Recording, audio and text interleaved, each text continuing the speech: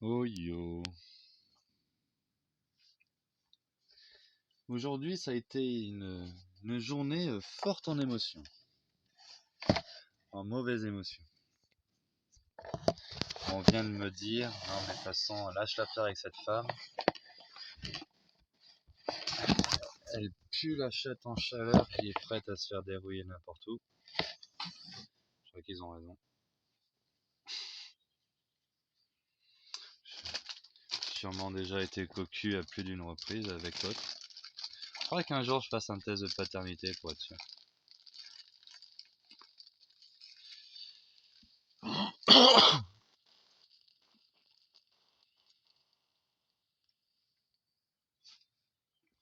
Alors, qu'est-ce que je pourrais bien raconter de qu'est-ce qui s'est passé aujourd'hui? Hier, j'envoie un message à Philippe. Bonjour Philippe, est-ce que je pourrais voir mon fils demain toute la journée? Merci, bonne soirée à vous. Bonne journée, c'était la journée. Pas de réponse. Ce matin, Philippe, est-ce que je pourrais voir mon fils aujourd'hui? Bonne journée. Pas de réponse. J'appelle une fois. Philippe, t'avais aussi promis que tu me bloquerais pas. Est-ce que je pourrais voir mon fils? Pitié. Pas de réponse. Deuxième appel. Pitié Philippe, laisse-moi voir mon fils. Pas de réponse non plus. J'envoie un message à Audrey. Bon, je vais voir le JAF, juge des affaires familiales. Là, elle me répond pour. Je réponds pas. Et là, une heure après, elle me dit, ah, mon père qui veut bien que tu vois ton fils cet après-midi. Dès quand je suis à Bordeaux, à côté du tribunal. Bon.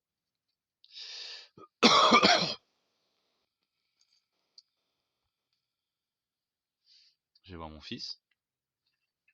À la base, c'est à 3h qu'on doit se retrouver, mais ils étaient en retard, donc c'est à 4h15 que je suis arrivé.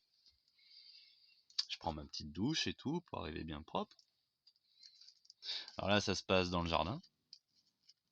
Surtout, il ne faut pas faire rentrer le croque-mitaine dans la maison.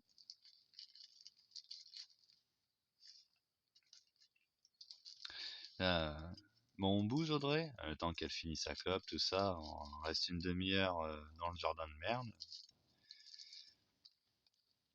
Après on bouge, on discute, je dis les histoires, tiers de confiance, ce que me font vivre tes parents, je trouve pas ça normal.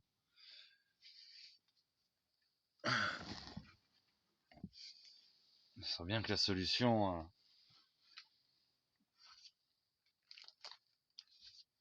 à Tahiti soit prise pour qu'on puisse être tous les trois au même endroit. Entrecoupé entre des silences, entre deux. Mais tu as entrepris ton suivi psychiatrique? Tu sais, la nana qui a toujours pas fait une seule séance de psy, qui me dit à moi, qui a déjà vu un psy, deux fois la même infirmière, 2 fois la même psychologue. Ils m'ont tous dit bon courage. T'es tombé dans une sacrée histoire de merde. Ouais, je paraphrase un peu, hein, c'est pas dit ça comme ça, mais ils le pensaient tellement fort. De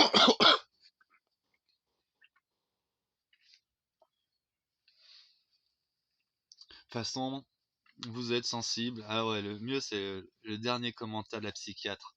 Mais à votre avis, est-ce que je suis fou? Est-ce que un jour je vais pouvoir être avec mon fils? Ouais, non, ça. Vous êtes sensible à la raison, ça devrait bien se passer pour vous. Merci Massima, merci. Je me sens un peu moins fou, tiens.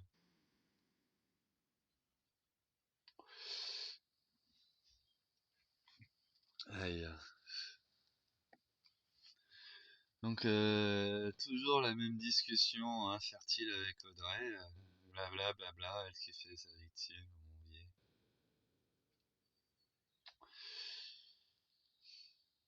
Mais de toute façon, regarde, on peut même pas parler avec tes parents. Ça fait combien de temps que j'essaye de parler avec eux calmement? T'as vu comment ça se passe à chaque fois?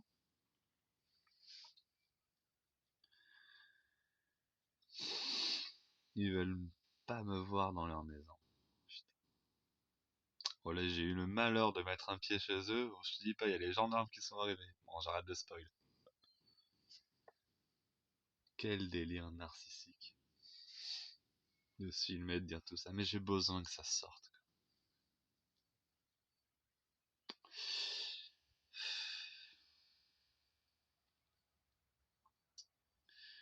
Donc là, je la ramène après tout ça. On a passé 2 heures dehors. Je la ramène.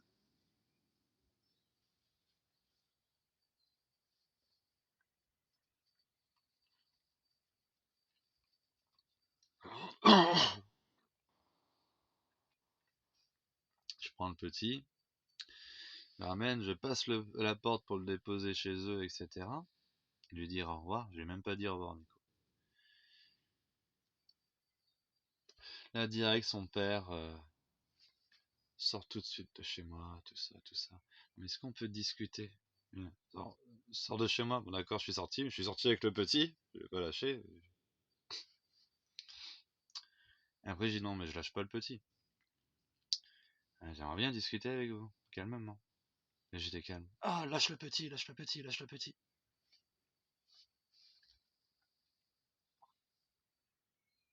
Tu fais du chantage. Tu gardes le petit pour discuter avec nous. Ouais, si tu veux, on va discuter calmement. Au portail. Au final, je pose le petit. Parce qu'on commence à parler, donc je vois qu'ils sont tous stressés. Je pose le petit pour parler. Audrey qui prend vite le petit, qui va vite le planquer loin, etc. Ouais, une fois que le petit il est parti, on va pas discuter au portail, ils restent cloués sur leur porte, sors d'ici, tout ça. Quand même échanger 2-3 mots avec la maman. Ça finit par va écrire au juge. Audrey qui commence à partir dans ses tours. Oh, j'ai passé 2 heures avec toi, la boule au ventre et tout ça, et tout ça, et tout ça. Ouais, donc le fait de voir mon fils uniquement avec Audrey, ça lui permet après de raconter de la merde, quoi. La boule au ventre.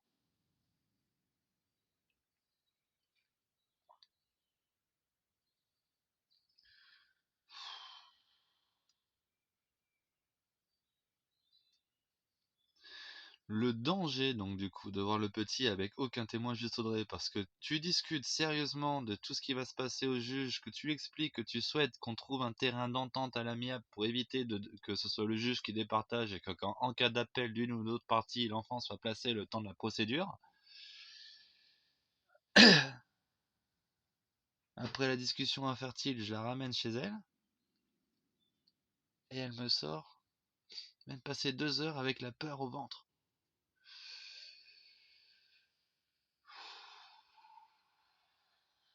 Putain de connasse, manipulatrice, diabolique de merde.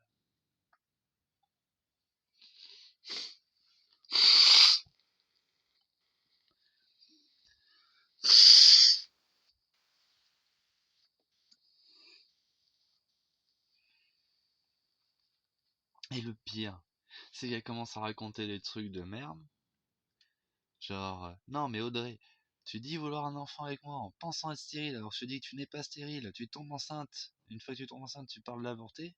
Tu trouves pas que c'est une attitude malsaine? Elle fait, Et là, je prends sa mère à partie. Non mais attendez, vous entendez bien votre fille dire tout ça? Et moi je prends pas parti, c'est vos histoires, et blabla, et blabla, et blabla. Ah, j'ai des traces de lacération sur le côté. Oh, j'ai une bosse au nez et j'ai une boule ici qui part pas, un coup de guitare.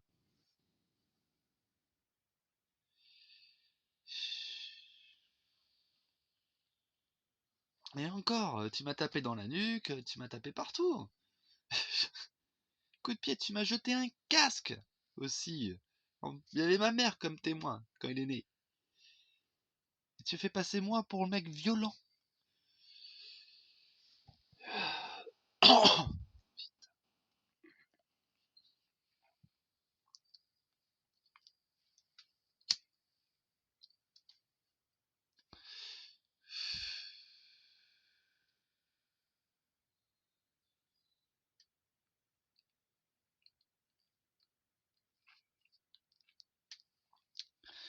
C'est un putain de diable.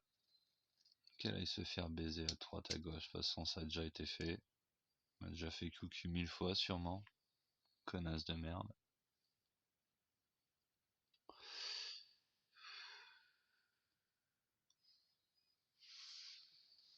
J'ai plus qu'à tirer un trait sur mon projet de famille. Ne passer que par des recommandés. Attendre les années qu'on me rende mon gamin. Si on me le rend un jour.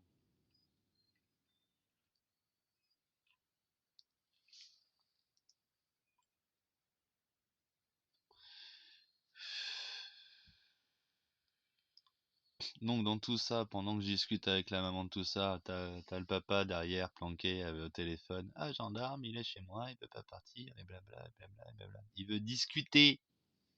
Vous avez mon fils en otage chez vous, je souhaite le voir, vous me foutez. C'est le bordel pour le voir. Toy.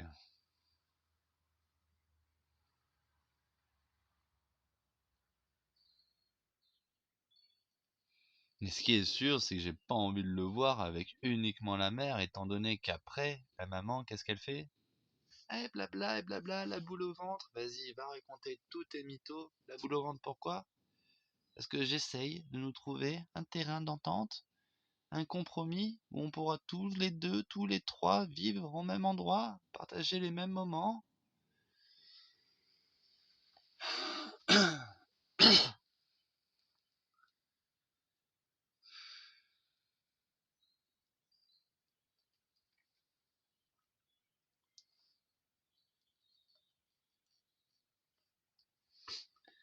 Et du coup, je lui dis, mais du coup, si tu ne veux pas faire ça, on se dirige vers une garde alternée. C'est ça que tu veux, une garde alternée? On se l'envoie comme un papier cadeau, comme un colis? Une fois chez maman, une fois chez papa, une fois chez maman. En plus, c'est même pas chez maman, c'est chez les papas et maman à maman.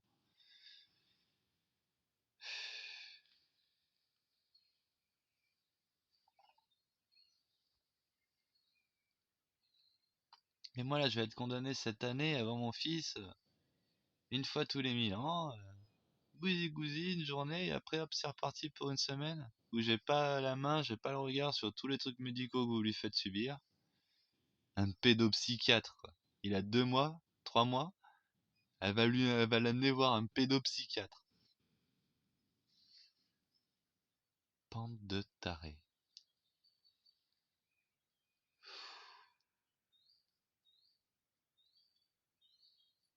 Emmène-le à son père plutôt que perdre ton temps là-bas.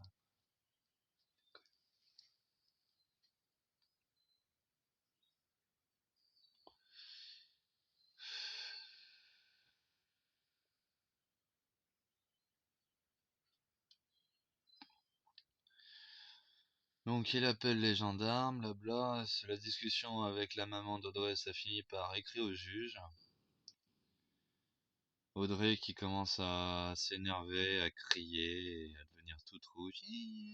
À bout le ventre, t'es un monstre, un psychopathe, tu fais du chantage malgré toi, etc.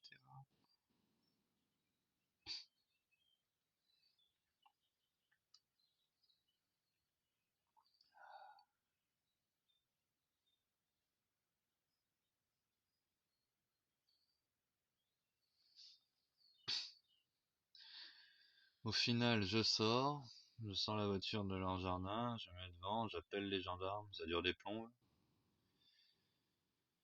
Je commence à démarrer la voiture, à prendre l'initiative d'aller aux gendarmes moi-même parce que apparemment ils répondent pas au téléphone.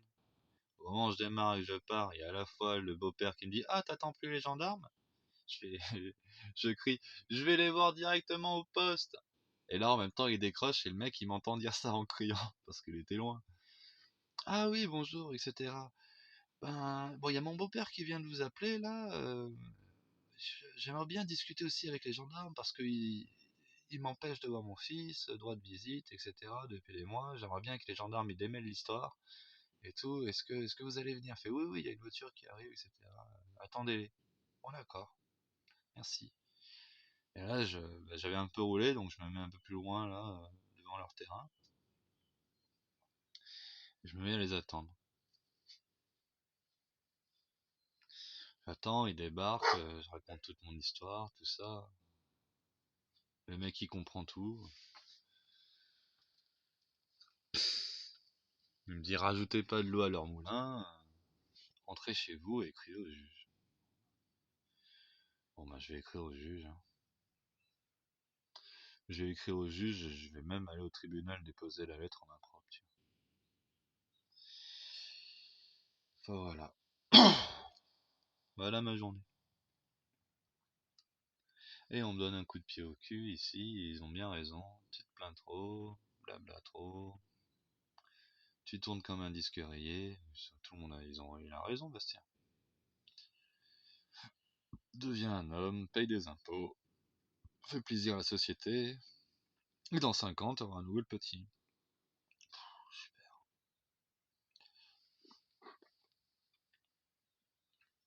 Et communique avec tout le monde uniquement par courrier recommandé.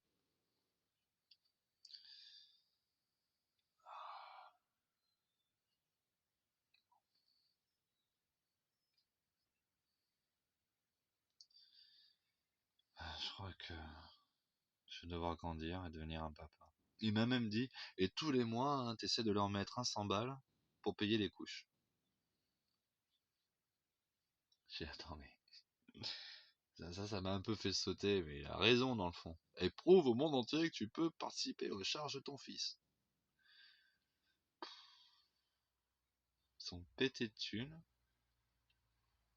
Ils me volent mon gamin. Moi, je veux bien payer les couches moi-même, mais à la base, je voulais même pas qu'il ait de couches. Ah, ouais, ça, un bébé sans couche, oh mon dieu. Ah, il n'y avait pas qu'il ait de couches, tu tournes sur 10 serviettes, tu laves tout tous les jours et c'est réglé, quoi.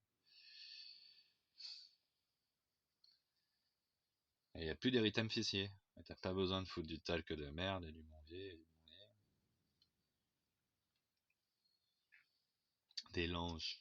Il fait pas tant caca que ça, il fait caca une ou deux fois une fois tous les un jour ou 2 jours, donc bon, ça va, hein, t'as pas besoin de couches en fait. C'est complètement con les couches. Va lui mettre du putain de pétrole dans les couches. Et le pire c'est qu'il lui achète des jouets en pétrole. Vas-y, mange du pétrole, mange ton perturbateur endocrinien, quoi.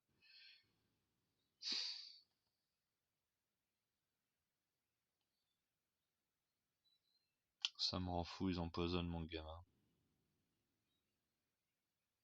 Enfin bref, quelle bande d'enculés.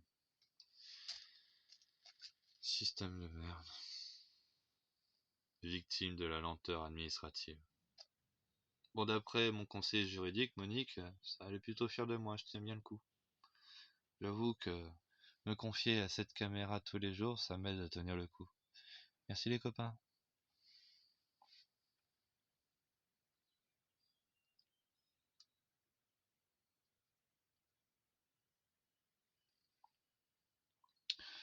De toute façon, dans cette histoire, il y a un petit qui un jour deviendra grand. Et quand il va se mettre à juger tout le monde, pouah, moi je serai caviar, hein. Bah écoute, hein, moi j'ai fait ce que j'ai pu.